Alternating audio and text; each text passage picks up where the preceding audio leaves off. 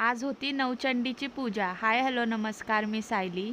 वहिनींच्या घरी नवचंडीची पूजा होती, त्यामुळे जेवणासाठी आमंत्रण होतं. मग सकाळी मस्त असा सगळ्यांसाठीच भरपूर नाश्ता करायला घेतला. तर नाश्त्याला गुळाचा शिरा करायला घेतला होता. एका बाजूला गरा मस्त असा खरपूस भाजून घेतला होता तुपामध्ये. एका बाजूला गुळाचं पाणी करून ठेवलं होतं. मस्त असा शिरा तयार झाला होता. माझं शिरा बनवायचं काम चालू होतं, तोपर्यंत आद्विकचं त्याच्या पप्पासोबत मस्त असे मखाने खायचं काम चालू होतं. आज लावण्याने सुट्टी घेतली होती, कारण गावातल्या घरी नवचंडीची पूजा होती, त्यासाठी सगळ्यांना बोलवलं होतं. पूजेला जाण्यासाठी थोडासा वेळ होता, त्यामुळे आजीशी भरपूर गप्पा मारल्या. त्यानंतर आद्विक झोपून गेला आणि आम्ही दोघं गेलो तिकडे पूजेला.